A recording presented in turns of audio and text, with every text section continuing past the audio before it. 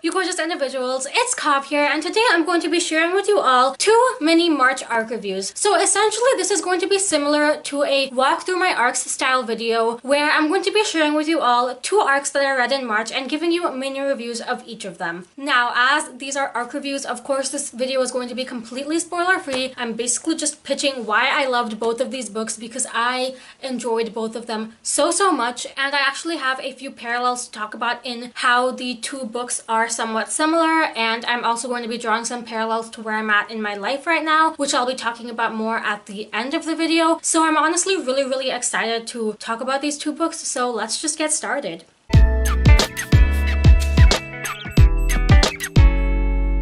The first arc I'm going to be talking about is You Asked for Perfect by Laura Silverman. You Asked for Perfect is a young adult contemporary novel that was released on March 5th of 2019, and I gave this novel a full 5 out of 5 stars. You Asked for Perfect follows the story of high school senior Ariel Stone, who feels this immense pressure to be the best. He wants to go to Harvard, and in order to do so, he feels that he has to be the best at his school. He feels that he has to be valedictorian, and in order to achieve the future that he believes he wants, he has to juggle an immense and unbelievable amount of academic pressure. But in doing so, he is also trying to balance out all the other aspects of his life. He's trying to be there for his best friends, Suk and Malka, who want him to be a part of their band, and he's trying to balance his friendly yet competitive relationship with his peer, Pari. He's trying to be there for his family, especially for his younger sister, Rachel. And to top it all off, he starts to get feelings for his new calculus tutor, Amir, so he is going through a lot. You Asked for Perfect is one of the most immersive reads that I have ever had the pleasure of reading. Silverman's writing of this novel executed the story perfectly, and once you start reading this novel, you will not be able to put it down. Along with her beautiful writing style, Silverman also does something in this novel that I want to give a huge props to because it's something that I find amazing when done well in books, and that is casual diversity. The protagonist of this book is a Jewish bisexual main character, and the Jewish representation is also own voices. The love interest is a Pakistani Muslim love interest, and Ariel's best friend Suk is a person of color. I don't think exactly where was pointed out in this book, but I interpreted her as being Asian, and she's also a raging lesbian. And the other best friend, Malka, is also Jewish, and Ariel's kind of frenemy, Pari, is Muslim and she is South Asian. None of this diversity feels like it was just done to say that this book has diversity. It felt like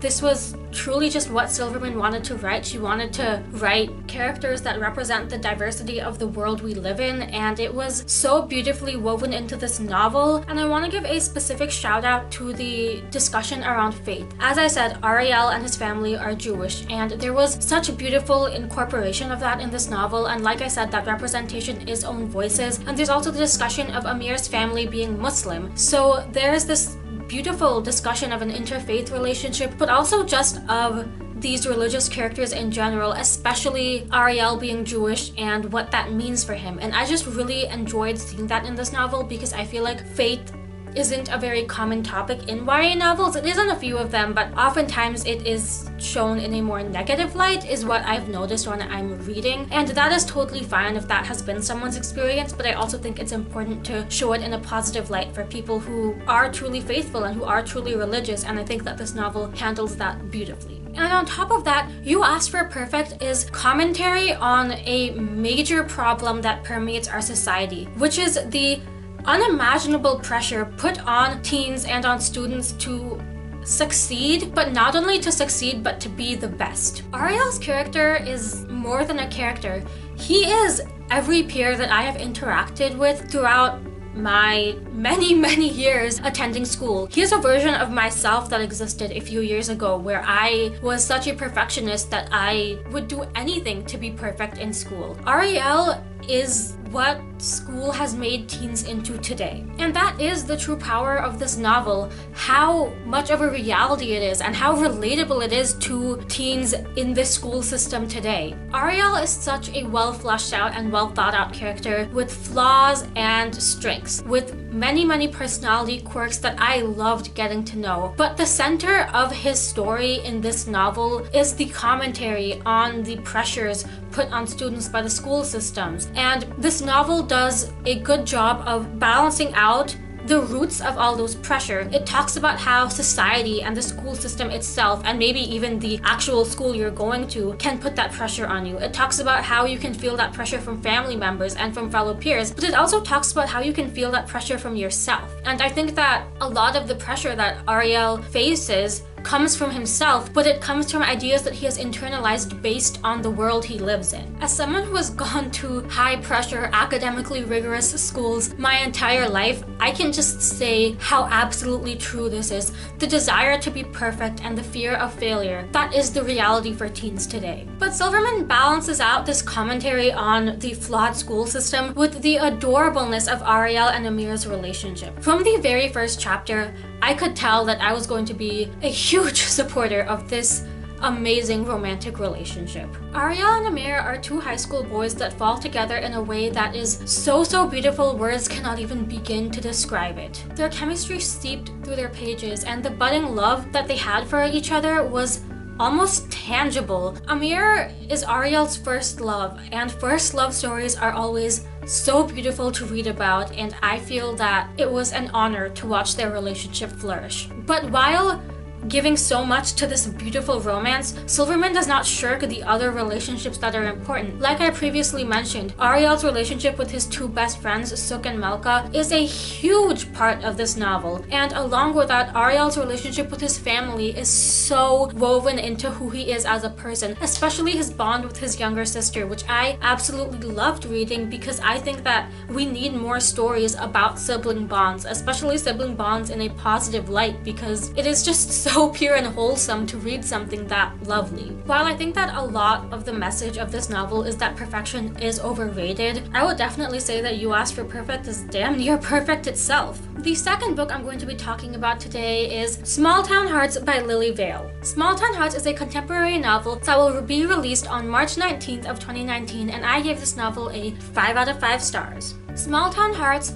follows the story of Babe Vogel, who has these great plans for her first summer after finishing high school, but is more than disappointed to soon realize that they might not be as feasible as she hoped they would be. Babe's friendship with her two best friends, Penny and Chad, quickly falls apart, while her ex-girlfriend Elodie, who she had a less than pleasant breakup with, is coming back into the picture. At the same time, a new face pops up in Babe's small town, Levi Keller, and that leads Babe to consider breaking her most important rule: never fall for a summer boy. Like You Asked for Perfect, Small Town Hearts is written in a breathtakingly beautiful way. The prose within this novel is so gorgeous and lyrical that the only way I could truly do justice to Vale's talent as a writer is urge you all to read this book. But outside of the beautiful writing, Small Town Hearts is a novel about a new adult who is thrust into the real world when she is so frighteningly afraid of change. Small Town Hearts is a novel about a girl desperately clinging on to her past because she is afraid of what the future might bring. There is something so bittersweet to this novel in the story arcs that come together, where Babe is forced to confront past relationships that are reaching their end with her best friends Penny and Chad, who may no longer be those people for her, and her ex-girlfriend Elodie, while she is also falling in love with a new boy, Levi Keller. And there is something so beautiful about how Vale weaves these different aspects of Babe's life to create who she is now going to be as a new adult. I think that a lot of what this novel teaches is that whereas pain sucks, pain also breeds space to find more happiness in the future. I think that the way Vale expressed the idea of past pain, teaching someone about how to make the future a happier reality, was just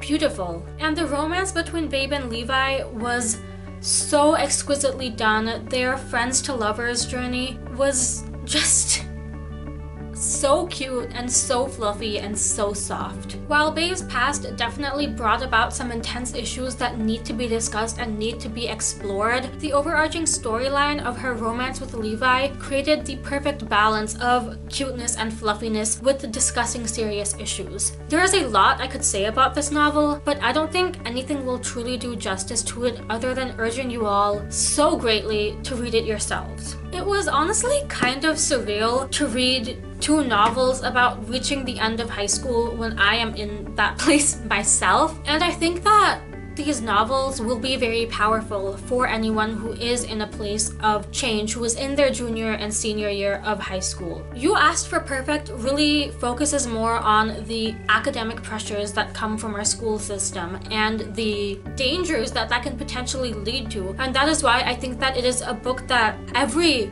junior and senior should be reading, because it is so true to the world we live in today. And on the other hand, Small Town Hearts is a novel about the social aspect of it. If you're someone who's in a place where you are afraid of what comes after high school, and I think that to an extent everyone faces that, even if they're excited, there is a fear when it comes to starting something new. Small Town Hearts really explores that so well, and it really captures a lot of realities of overcoming your past in order to achieve the happiness you deserve in your future. I think that both of these are stories about two imperfectly perfect teens living in a world that is not so different from our world. And that is what I think is truly the power of these novels, that they are real, that they are so relatable to teens today. And I highly, highly, highly urge you all to pick them up, especially if you are in a place where you think that they might be beneficial to you.